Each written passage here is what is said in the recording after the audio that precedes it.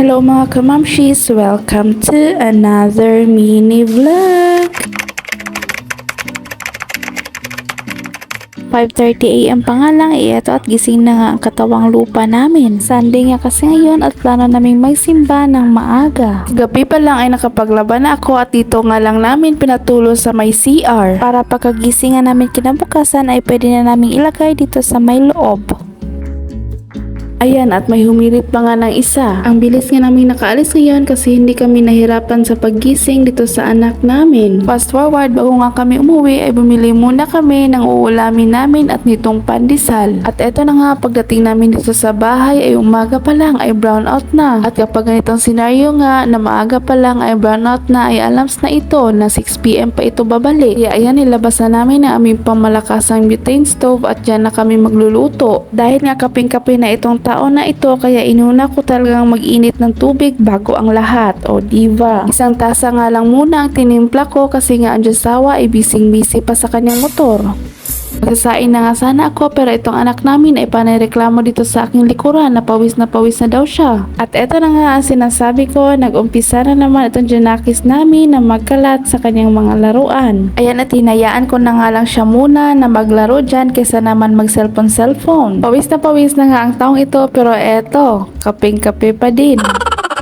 Ay naku, kahit sabihin niyo pa ang 50 degrees Celsius ngayon ay makakape pa rin ang taong ito. At habang nakasalang pa yung sinaing ko ay eto at prepare ko na nga itong lulutuin kong ulam ngayon. Para kapag okay na yung sinaing ay dire-diretso na ako magluto ng ulam. Konti nga lang yung lulutuin ko ngayon kasi nga after lunch ay pupunta kami sa bahay ng aking kapatid. At eto na nga ang Diyosawa na busy sa kanyang motor. Pinagtatalunan pa talaga namin ito kasi gusto ng Diyosawa na unahin daw muna niya ang paglinis ng kanyang motor kasi nga mainit daw dito banda kapag 8 AM na. At dahil master tayo kaya syempre ako ang nanalo.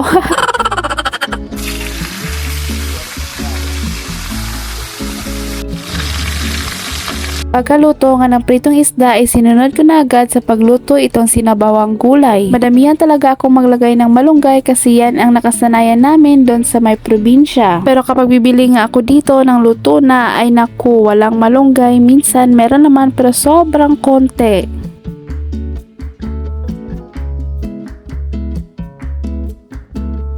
Pagkaluto nga ay naligo na nga muna kami bago kami kumain. 6 na piraso nga binili kong saging kanina pero eto 3 piraso na lang yung natira. Alam sa naman na itong anak namin ay saging is life tapos ang Diyosawa na din. Hinimayan ko na nga lang din siya ng konting isda para naman may protein itong batang ito. Ay tama ba? Protein bang nakuha sa isda o may GR?